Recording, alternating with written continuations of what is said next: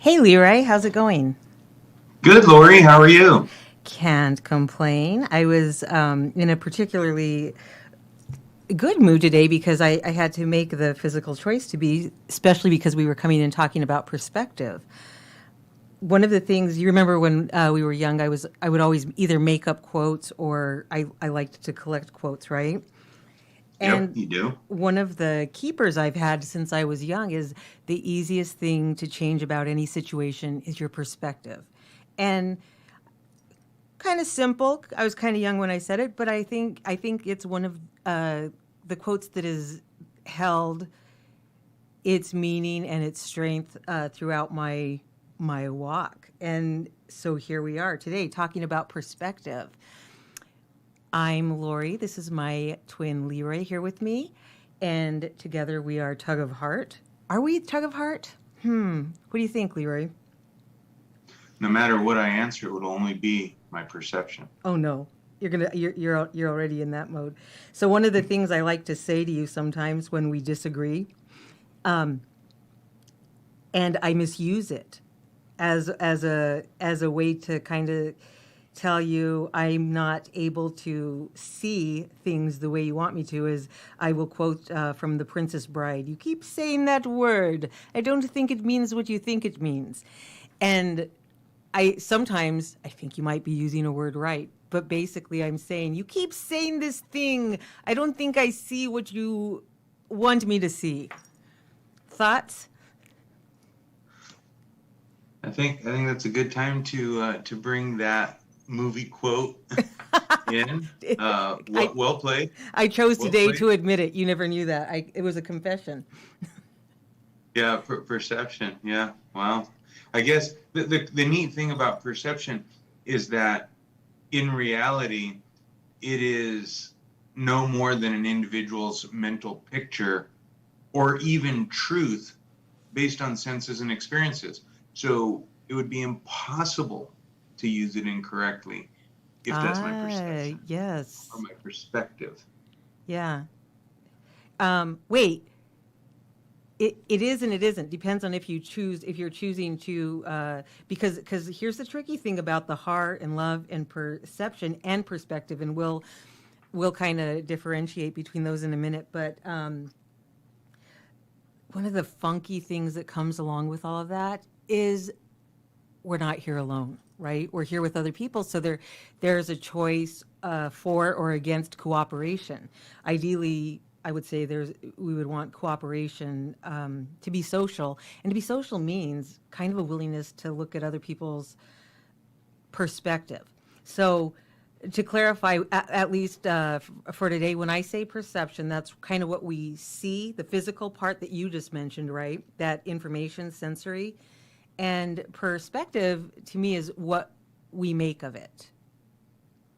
Do you agree with that part? I can't see you today, so I have to rely on some interruption from you if you have a thought. I guess I would just say well, that is certainly one perspective. Is this how our day's going to go? This is how it's going to go. Okay, got it.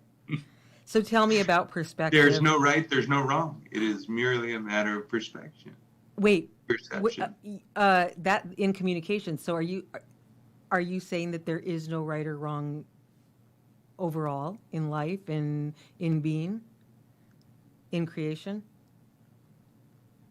Whoa, you're taking that to a HNL, the whole nother level.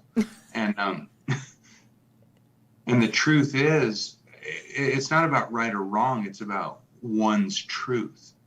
Think back to a little kid when you're at a Halloween haunted house and somebody peeled grapes and they're in a bowl and you're blindfolded in the dark. Oof. You put your hand in the grapes. Meanwhile, somebody is saying, you know what? Here's a bowl full of eyeballs. And you know what? When you're a little kid, that's your truth. That's what's in there. Mm-hmm. That is your perspective. That is your Yeah, perception and you know what's based on sorry. the sensories. That's Mm-hmm. based on your five senses. So it's not whether or not there's right or wrong. It's that is your truth. And as we come off last week's holiday yielding, it's all the more true. I mean, isn't this what creates conflict, challenge, is our perception, our perspective, our perceived reality? It's our truth.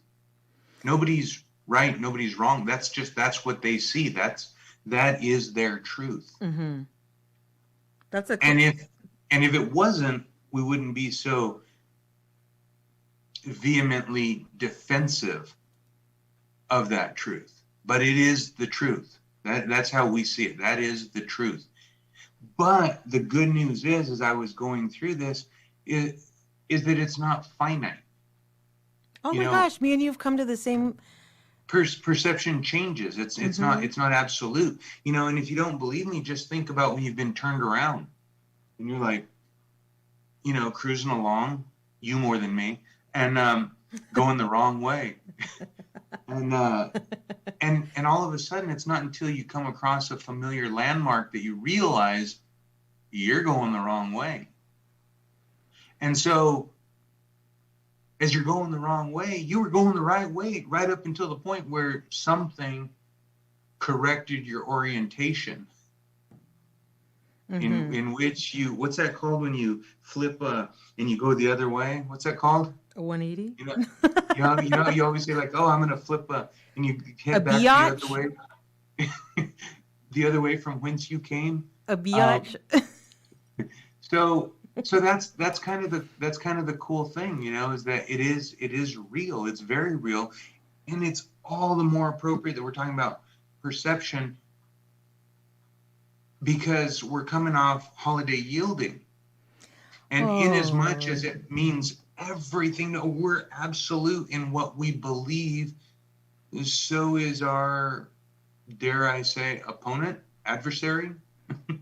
They are too. Frenemy? Frenemy. I like it. Oh, I'm so bummed with you. Can I just tell you, you took my talking points, and I wanted to stretch it out and be kind of fancy about it, although I hadn't planned how that might come about. I just thought it would kind of rise in me when it came. But basically what you said. The couple things I will point out then, just to kind of be a little contentious with you, I guess. So that we can be going the wrong way, or like the haunted house, it points to the fact that deception can occur in perspective, and that we can be it can be wrongly shaped, right, by the outside, if we don't go far enough on our own independently to exercise perspective. And that means, the spect is to see, to follow through and take that better look at what we're dealing with and interacting with as we make choices. You mentioned about coming off of getting along with family and whose ideas hold more weight, and my truth. One of the things I do not like is when people say my truth, your truth.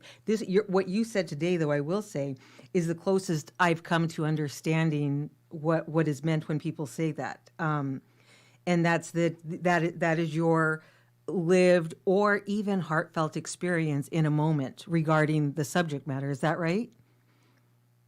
Mm-hmm. Yeah. Okay. So I can kind of get that. So I was coming about perspective this morning. The same thing kind of came upon me. How everybody can have their own perspective. But so what? So then what? Then we finished our talk and we have 20 minutes free time now, right? Half hour free because we finished early.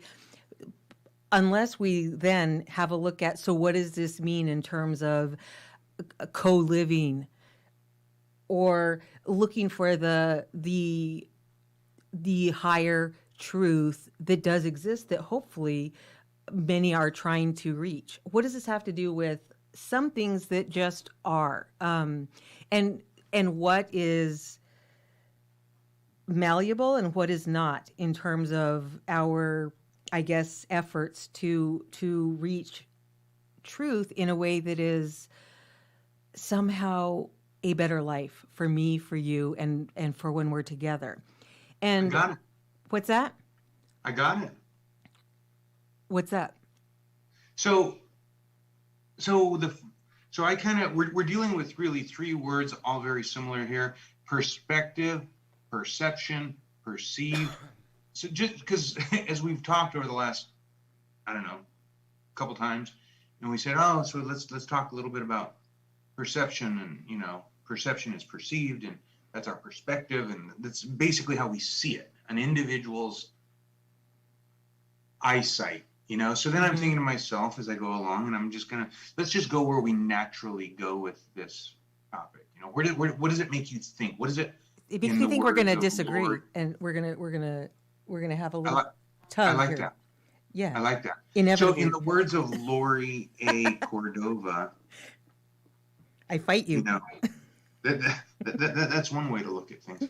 But so the minute I thought about perceiving, perspective, perception, what do I see? What do I see in my mind's eye? Well, the first thing that popped into my head, I'll go with the more noble word. It is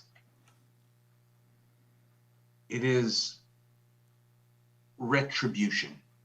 Yes. Mm-hmm. Retribution. Okay, so if we retribution, maybe that's too dolled up, maybe that's too fancy. Justice. Still ugly, but let's get it to its simplest form and something that I can understand. Revenge. Yes. I like, let's Fair just enough. go with revenge.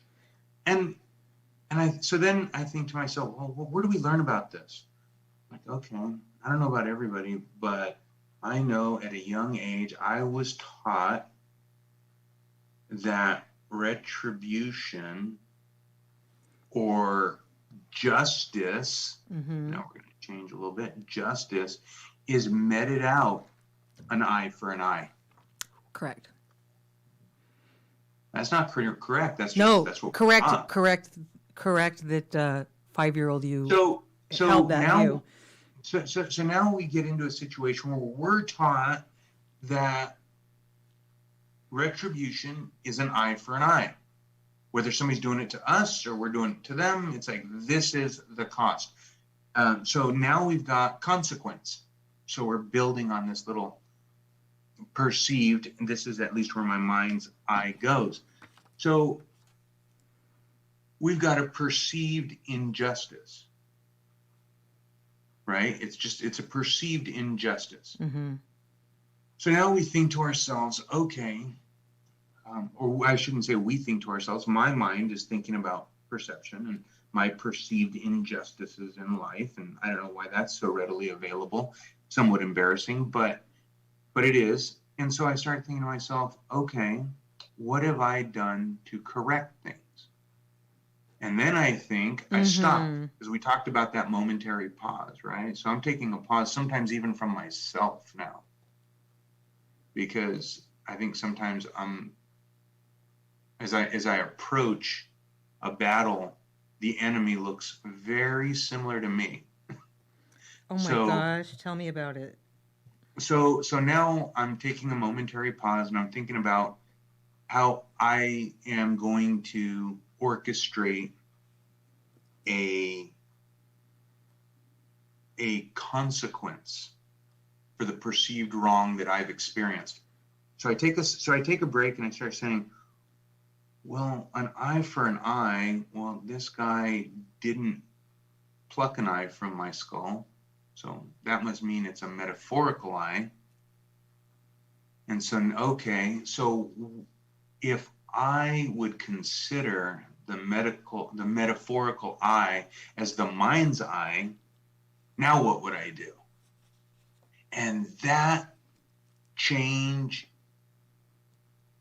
in perspective changes everything. Because what would I do? Well, if I pluck the metaphorical eye from the offender, all I've done is pluck the metaphorical eye from the offender. That's it. Right. And it stops there. So now he walks around with half his sight, or with no sight because I took his metaphorical mind's eye. But if I took that experience and I used it to modify, I don't like change, I just like modify, because I think we're all inherently trying to do good things and moving in the right direction. So if I modify my perspective on the wrong, now I can do something constructive with it. Right. Can I teach? I don't know, but maybe I can explain it and somebody else will recognize it when it comes across their own life or an event in life or their own deal or whatever it is that they are going through. If it is at all similar, maybe there will be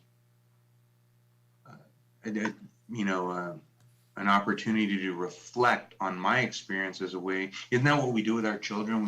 We let them know our experiences so that hopefully they will avoid similar experiences with less than favorable outcomes. Mm-hmm. So now my perception, my perspective, my perceived wrongdoing becomes something that is beneficial to myself, to my child, to you, your child, to my neighbor, to anybody willing to listen, as long as I've got a captive audience, which could be perceived as a hostile takeover of one's person. When all I really want to do is explain my perspective. Indeed. Oh my gosh. So much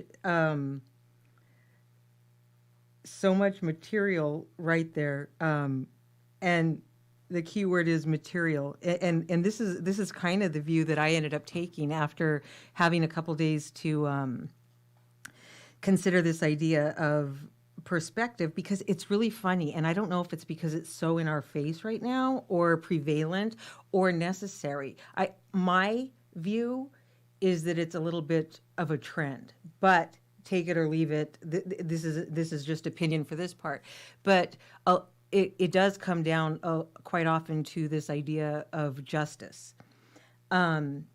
When two people have two perspectives, one can have the feeling of being unjust and one right. When my feeling is that there may be a little bit of truth in both, but it's more importantly, how do they stay on the same path where they could determine that and without doing damage, right, to one another, which goes to what you're saying.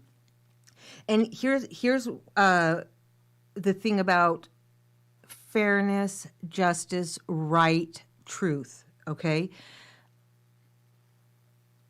And stay with me if you don't mind, because I'm going to try to say this in a, I guess, like basic enough way that it's understandable, because sometimes you think things and it's a little bit hard, confusing when you actually try to put words to them. But the thing about, let's just take justice as an example, okay? It's not a material thing. People in the body are material. I would say things that are, as opposed to what? If it's not material, it's either nothing or it's spiritual, right?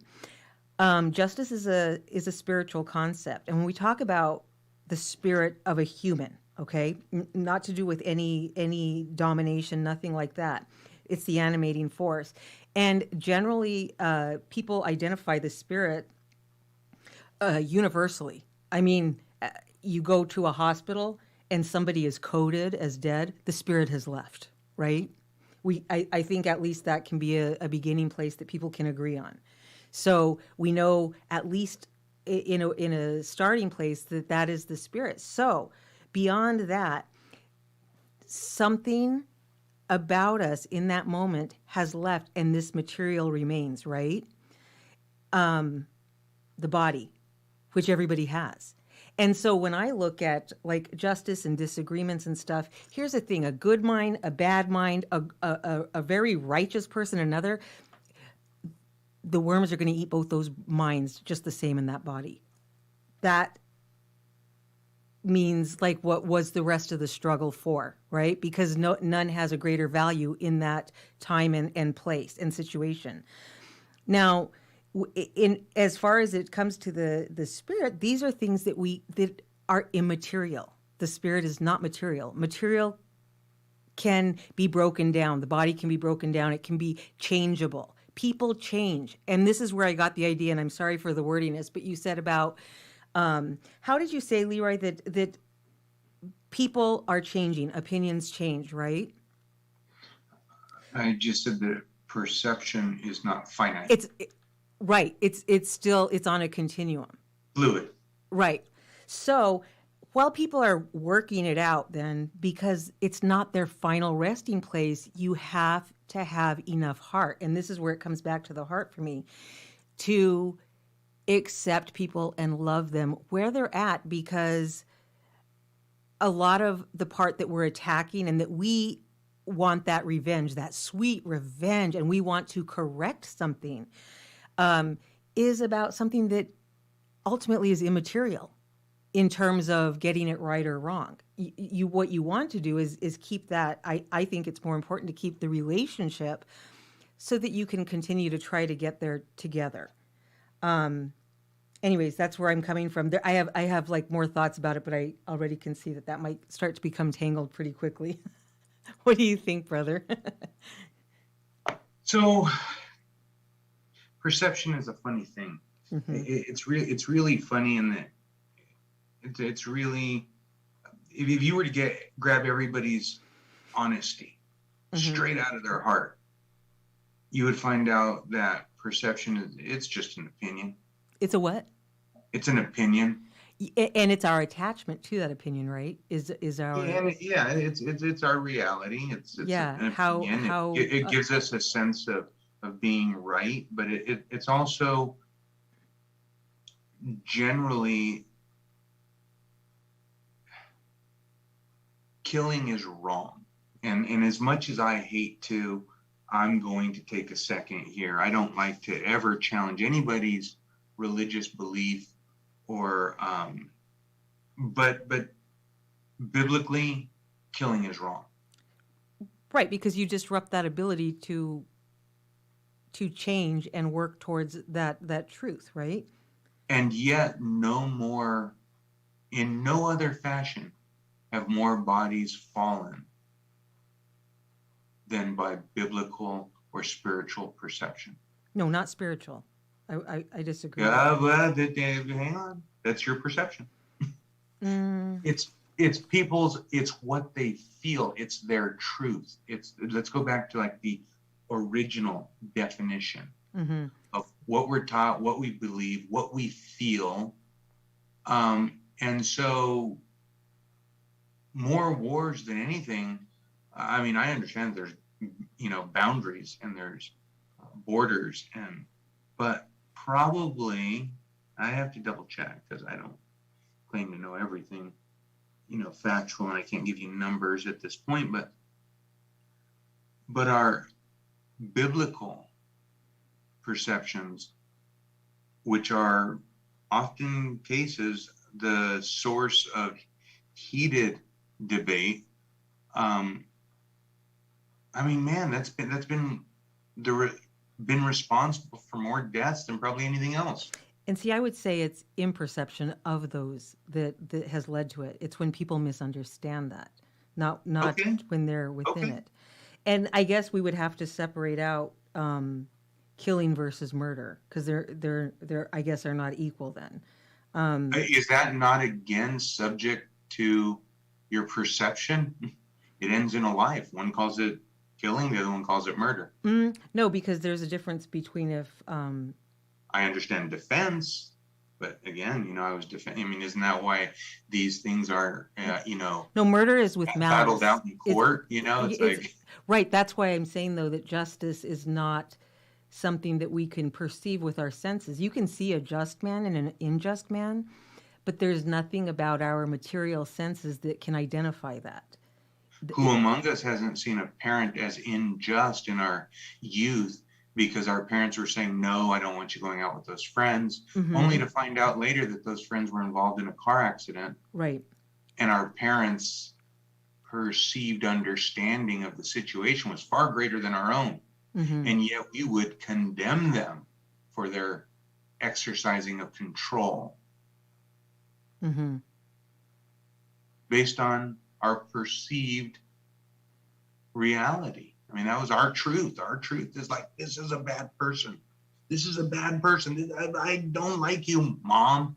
Maybe that's not what we said exactly, but I don't like you because you are keeping me from that which I most desire. And however, we later find out the reality of that evening that we didn't attend. Right. And that's with a little bit more information, right? So to me, that means that perspective also entails like some kind of collection of information. And beyond that, more importantly, it's that it must, like an accurate perception, if you want to call it that, must be reasonable. We are reasonable and rational creatures. So what I hear is a child before the fact, not realizing that they were spared an early end because of a decision their parents made.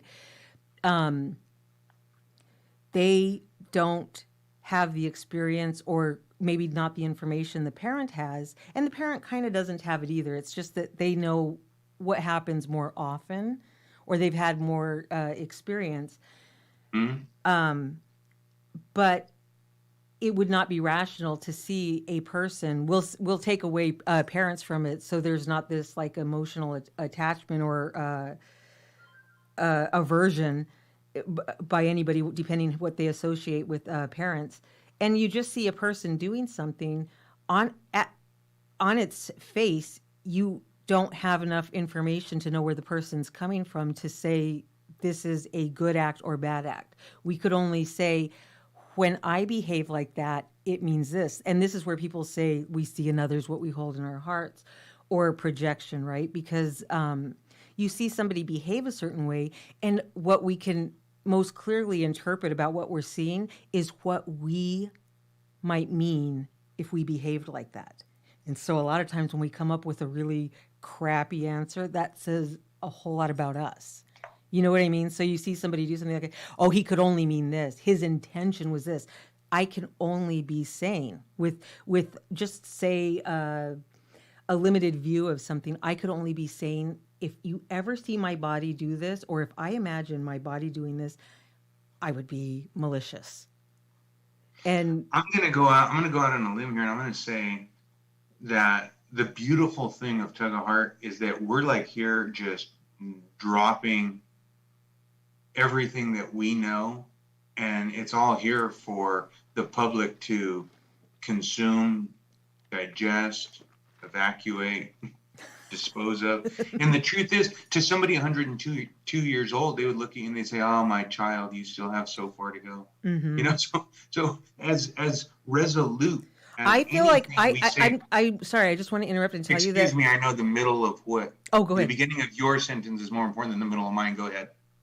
Okay, thanks for acknowledging that. Because what I wanted to say is, in the same way, I will always have 7 minutes advantage on you. Okay, go on ahead. You are. It really makes it hard for me to talk about anything. No, go ahead and finish. I must have respect for elders because you do have that advantage. No, please finish. I shouldn't have done that. No, that's super. It was cute. too That's why I tempting. love you. Too tempting. Low-hanging fruit, Lori. Low-hanging fruit. I was weak. But that's the beautiful thing of us stumbling through this is like, you know, I mean, there's good stuff in what we're saying, and there's stuff that will bolster up Yes. convictions in people that they, you know. I'm sorry, excuse me. Just remember, I don't have a visual on you, so if I hear even a pause, I can't. It's okay. You can see me. I can't see you, so I can't. So a pause to me, I don't know if that means you fell out the chair and it's my turn or not. Go ahead. So I think it's a really, I mean, this is advantageous. it's funny because when we started this, when I started this with you, and you said, I'm going to include my brother, and it's only been a very, very short time, Lori. Mm-hmm. Not only do I look forward to this, but I'm learning a lot. And what I'm learning is to just be so much more tolerant. Docile is what I see in you, but I mean, I've seen that. Hey, hey, Mhm. I felt like you not were go there. very That's tolerant prior. baby steps, baby steps. But definitely, I feel that I'm kind of when you talk something through, like we do in these little chats, you can't help but be more tolerant because it exposes vocally um, the strong side of our view or perspective and the weak side of our perception. Right. I want to ask you if you can remember how you said this, because what you were saying now, so like among the many things I've learned in this short time, and a lot of it is because even if we perceive an additional person listening to us talk, it kind of, makes me sit up a little straighter and act, 10% more mature. And so I'm able to better listen to you just with that little tiny 10%. So among the things that I've learned from you, which I think is tremendous in terms of perspective, because I had never really thought of this, but I've thought so much of it since you said it. And that was when you said, we don't really start to believe something until we defend it. And I was brought to remember that now as I jumped into defensive mode, as you were talking about murder, which was unnecessary. But can you expand on that if you don't mind? Do you remember when you had told me that?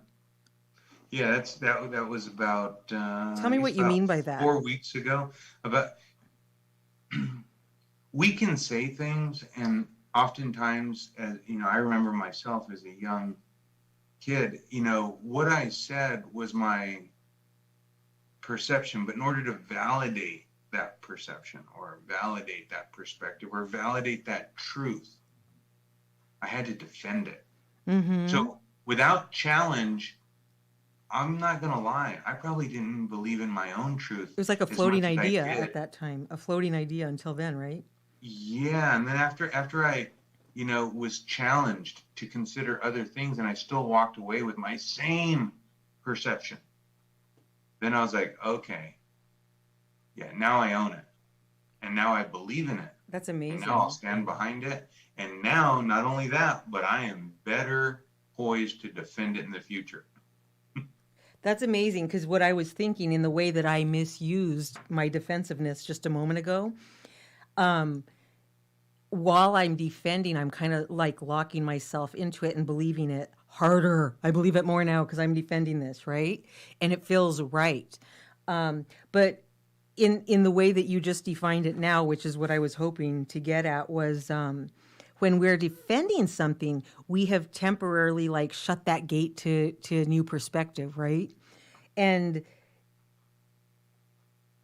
to take it the next step, when you said now I have kind of solidified that I own this and I believe it and I'm better prepared to defend it in the future.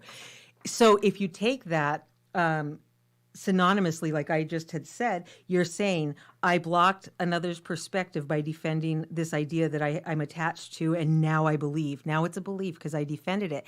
And I'm better equipped to be to have that same gate snapped and locked shut in the future, right? Can't it be reworded like that? It can, sure. Why not? I think that's great. But I You're the mean, winner. no. Well, and I am saying that. So I think that it's a decent way to look at it because what we want to come back around to, when because we are talking about the heart, and uh, it is assumed as we have these conversations that that is our our highest interest at the end of whatever else is exchanged. And what it comes down to in the end, when I think about just now, like me defending something versus hearing you out, and it comes back to empathy. And I repeatedly say, like, I'm no empath at all. I believe more in ethics than empathy personally. But to have empathy is just that ability to see and understand, not just see, but understand another person's point of view. And I say this because there's an awful lot of people, they make posts, they do this, and this is where they'll be talking about empathy, but then if you're not open to something, and this isn't a judgment on them, because I'm speaking specifically about myself, but if you will not hear another person's point of view, you cannot say that you have empathy. And if you don't have empathy, you lack the ability to understand other people. And to understand other people is to be able to say, I sit equal to them. And each of us is kind of an analogy, if you will, of humanity. Each of us is simply that. So what would give me the right, while you were saying this, Leroy, I can say this because I'm not looking at you, so I have no shame, see? So what gave me the right in that moment to just say, I refuse your point of view because I'm locked into mine. And in that moment, like you had begun by saying an eye for an eye, right? But in that moment, I'm removing you as an analogy of humanity, but also myself. So it's like twofold. And it's when you were saying about, so you're going to go dig somebody's eye out. Now what? And it's not so much that you would be like, good, now we can both not see. But I just did that. And I wish I didn't, but it serves as a good example, at least, that in me blocking that, I've blocked my ability to be shaped by maybe a very valid perception you had. But what I thought I was doing was blocking yours and kind of correcting it. You want to finish us out? That's my final thought, I guess. Sorry. I love you. I think what I'm going to walk away with is I think that just a great way to diffuse hostile situations and saying, that's an interesting perspective. Yeah, but see, I'm going to hear that as taunting. That's an interesting response. That's an interesting way to taunt somebody. But remember, that is nothing more than your perspective. That's interesting. That's interesting. Lori, you can see that about right. me. You're. I gotta be honest. When you're right, you're right. And we should all just better equip ourselves to be empathetic and to understand and to be tolerant. And there's a lot of sidebar stuff coming out of this perspective chat that I think is really beneficial. We're knocking on the door at closing up here. I think this is good. I think this is really good. And in thinking it's this good, I have to thank Strong Island Entertainment for letting us be hosted on their platform. And I just can't wait, Lori. I love talking to you. And I got to tell you, we may need to open up our perspective. And one day, hopefully in the not too distant future, we'll be able to take calls and hear other people's perspective that will indeed help shape our own. Yes, you're right, because it's very easy to say in one moment, like you reach a place of calm or pause, as you call it, and in the next forget. But we're human. We are working on it. But it's like, just give one another enough space to do the same thing that you're hoping to do. And it ends up being a gift actually to yourself, I think, right? It is. But I'm going to tell you, Lori, I've got the iron hot. I'm getting ready to iron my fat pants. I hope everybody has an awesome Thanksgiving. And Lori, Lycra. I'll see you at the next chat. Okay. And thank you for joining us. You can like and share the podcast. We're here on Strong Island. And enjoy the holiday, however you view it. At least enjoy a day off, or your family, whatever it entails for you. Until next time, please farewell.